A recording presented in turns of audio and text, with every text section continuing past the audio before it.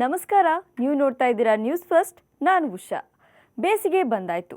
ಬೆಳಗ್ಗೆ 8 ಗಂಟೆ ಟೈಮ್ಗೆ 23ರಿಂದ 28 ಸೆಲ್ಸಿಯಸ್, ಮಧ್ಯಾಹ್ನದ ಹೊತ್ತಿಗೆ 33ರಿಂದ 35 ಸೆಲ್ಸಿಯಸ್ನಷ್ಟು ಬಿಸಿಲಿರೋ ಬಗ್ಗೆ ವೆದರ್ ರಿಪೋರ್ಟ್ ಹೇಳ್ತಾ ಇದೆ.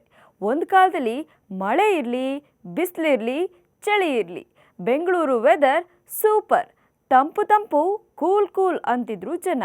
ಆದರೆ ಈಗ ಪರಿಸ್ಥಿತಿ ಕಂಪ್ಲೀಟ್ ಆಗಿ ಚೇಂಜ್ ಆಗಿಬಿಟ್ಟಿದೆ. ಇದರ ನಡುವೆ ಶಾಕಿಂಗ್ ವಿಚಾರವೊಂದು ಬೆಳಕಿಗೆ ಬಂದಿದೆ.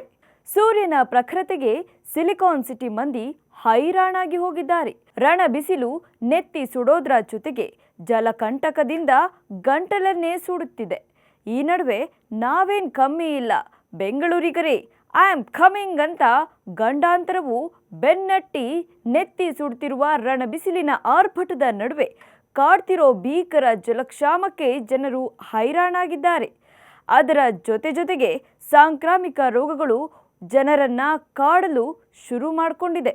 ಡಿಹೈಡ್ರೇಷನ್, ಉಸಿರಾಟದ ಸಮಸ್ಯೆ, ಅತಿಸಾರ ಸೇರಿದಂತೆ ನಾನಾ ರೀತಿಯ ಕಾಯಿಲೆಗಳು ಜನರನ್ನ ಬಾಧಿಸ್ತಿರೋ ಹೊತ್ತಲ್ಲೇ ಮಳೆಗಾಲದಲ್ಲಿ ಮಿಂಚಂತೆ ಆರ್ಭಟಿಸುತ್ತಿದ್ದ ಡೆಂಗಿ ಹಾಗೂ ಚಿಕನ್ ಗುನ್ಯಾ ರಣ ಬಿಸಿಲಿನಲ್ಲೂ ಜನರನ್ನ ಬಾಧಿಸುತ್ತಿದೆ. ಡೆಂಗಿ ಕೇಸ್ ಕಳೆದ 3 ತಿಂಗಳಲ್ಲಿ ರಾಜ್ಯದಲ್ಲಿ 1663 ಕಾಣಿಸಿಕೊಂಡ್ರೆ ಬಿಬಿಎಂಪಿ ವ್ಯಾಪ್ತಿಯಲ್ಲಿ 535 ಜನರನ್ನ ಬಾಧಿಸಿದೆ.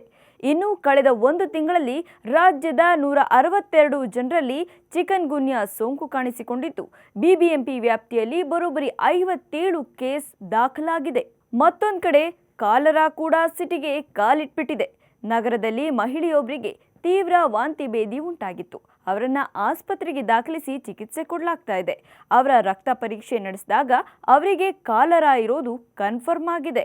ಹೀಗಾಗಿ ಬಿಬಿಎಂಪಿ ಅಲರ್ಟ್ ಆಗಿದ್ದು, ಕಾಲರಾ ಹರಡದಂತೆ ಪ್ರತಿ ವಾರ್ಡ್ ಮಟ್ಟದಲ್ಲಿ ಮುಂಜಾಗ್ರತೆ ಕ್ರಮ ಕೈಗೊಳ್ಳಲು ಆರೋಗ್ಯಾಧಿಕಾರಿಗಳಿಗೆ ಸೂಚನೆ ನೀಡಲಾಗಿದೆ. ಸಾಲು ಸಾಂಕ್ರಾಮಿಕ ರೋಗಗಳು ಪತ್ತೆಯಾಗ್ತಿದ್ದಂತೆ ಮುಂದಿನ 2 ತಿಂಗಳ ಕಾಲ ಸೂರ್ಯನ ಶಾಖದಿಂದ ಜಾಗೃತರಾಗಿರಿ ಅಂತ ವೈದ್ಯರು ಹೇಳ್ತಿದ್ದಾರೆ.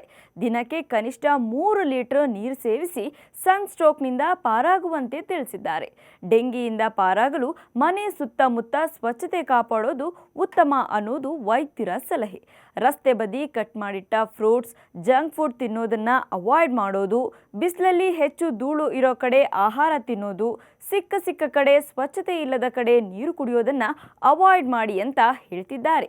ನಿಮ್ಮ ಆರೋಗ್ಯ ನಿಮ್ಮ ಕೈಯಲ್ಲಿದೆ ಅನ್ನೋ ವಿಚಾರ ನಿಮ್ಮ ಗಮನಕ್ಕಿರಲಿ.